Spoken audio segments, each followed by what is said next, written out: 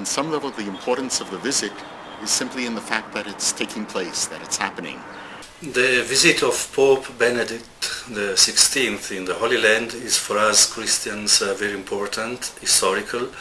Everyone locally, the population, the government, and of course the Catholic Church locally are looking forward to the upcoming visit of Pope Benedict XVI. I think it's an indication of the state of affairs and the state of the relationship between the Holy See, between the Vatican and the State of Israel. I think 3 popes in sequence, that's a very dramatic message. The recognition of the Pope and the Catholic world that this is a really living area. That should be, from now on, the regular track for popes to come. I think we have to remind ourselves that if back 40, 50, 60 years ago, if we go back all the way to the creation of the state, if someone had said that we would be in a condition where there is official recognition, an official agreement between the Vatican and the State of Israel, we would have 2 papal visits within the course of less than a decade, I think none of us would have quite believed it. It would have seemed absolutely fantastic. This visit has a number of aspects, a number of goals to it. There is clearly an element of pilgrimage to the Holy Land and to the holy sites. The Pope is now 82. This is a chance to visit as a Pope the holy places, to pray in these places, to identify with Jesus at the place of the Holy Sepulchre, the place of the resurrection, etc.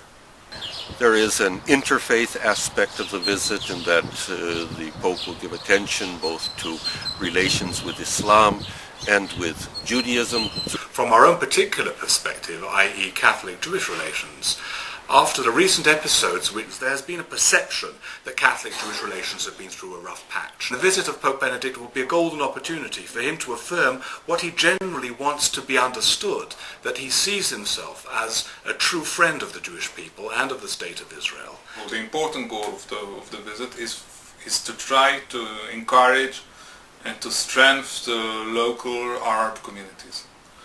We must recognize that the local Christians are not only a minority, but one could say a double minority, in as much as they are largely Arab Christians within Israeli society.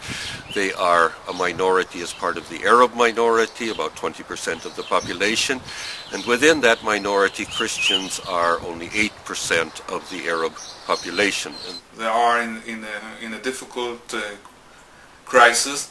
They have 2 main problems, and this is immigration and low rates of birth.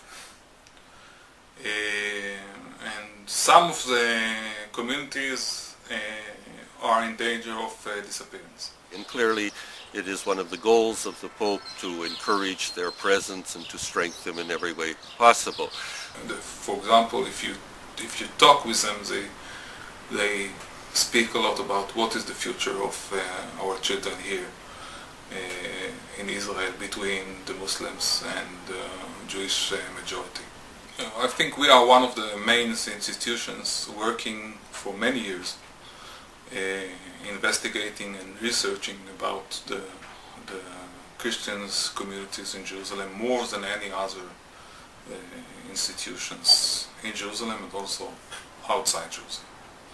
We are expecting him to encourage the local Christians and our little communities to remain here in the Holy Land, to maintain alive the memory of Jesus here in this land. We also are expecting the encouragement of the dialogue with the other churches, among all the Christians, also with other religions here in this country. And we are expecting us to show, after all, beyond all the problems that we can have here in this country, the beauty and the mission for us Christians to be here in this country. What is important in Jerusalem, it's not only the local communities, but the Christian world, which is behind them. The visit of the Pope will be another opportunity to make the Holy Land a step in the very long journey that a Pope does. I hope that's going to be a sign for the future.